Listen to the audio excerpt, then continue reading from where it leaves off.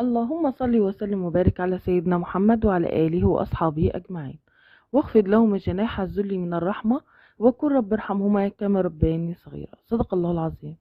النهاردة مع بعض عاملين الكبدة والقناصة مع بعض بطريقة جميلة جدا جدا، إن شاء الله تعجبكم. بس ادخلوا معايا الأول وشوفوا وقولوا لي ايه رأيكم. بصوا ما شاء الله الصوص بتاعها الجميل الرهيب وألوانه الخطيرة. الصوص ده أولادي بيحبوه جدا. والكبدة والقناصة عملناها مع بعض واستوت بطريقة جميلة جدا اهي ما شاء الله خطيرة. بس يلا تعالوا نشوف مع بعض احنا عملناها ازاي. حط اللايك وتعالي نعملها مع بعض. ادي الكبدة والقناصة بتاعتي اهي. هنقطعها بقى قدامكم. طبعا انتي حابة تعمليها كلها على بعضها براحتك، حابة تقطعيها الحجم اللي انتي حباه، طبعا دي حاجة براحتك. انا بحب اقطعها واعملها وهي متقطعة بالطريقة دي.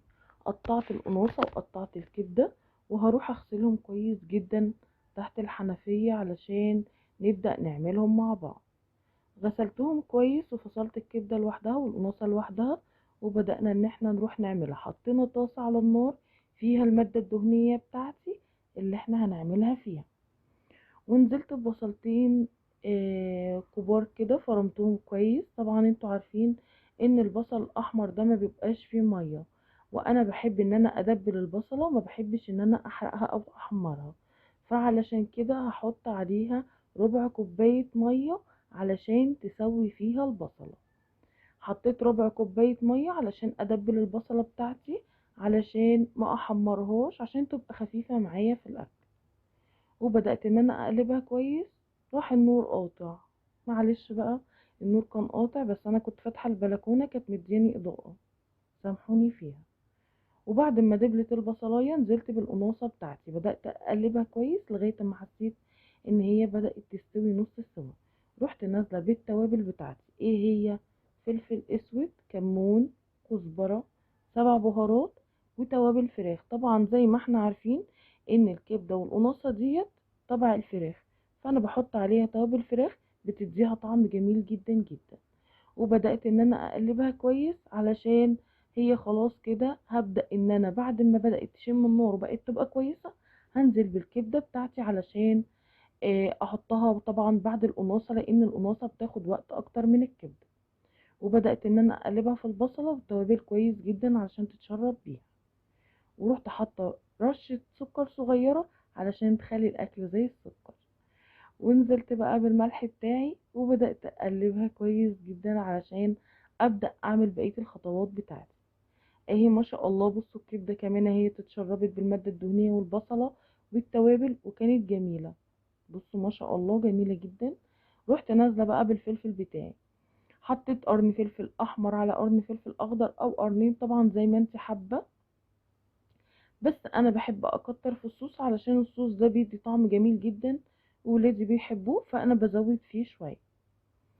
وبدأت ان انا اقلبهم الفلفل مع التوابل ومع البصلة ومع الكبدة والقناصة. بعد ما قلبتهم شوية رحت نازلة بطماطميتين كبار كده كنت فرماهم كويس. كنت فرماهم ما كنتش عصراهم، يعني ما كانش فيهم مية. طبعا انا ما بفرمهم بيدوا طعم جميل جدا اكتر، احلى من ان انت تكوني عصراهم، فبتخليها كده طعمها يبقى حلو خالص. وبدأت ان انا اقلبها مع الحاجات بتاعتي اللي انا حطيتها، الفلفل مع الكبد والقوانص والبصلة. وحطيت طبعا فصين توم، بس معلش اعذروني النور كان قاطع فانا ما كنتش مركزة. وقلبتها كويس. نزلت السوائل بتاعتها الكبدة والقناصة والطماطم. وقلت بقى ايه اقلبها كويس علشان تستوي الصوص بتاعها فيها ونسوي الكبدة والقناصة. رحت جايبة ربع كوباية الا ربع مية ونزلت بيها فوق الحاجات دي كلها.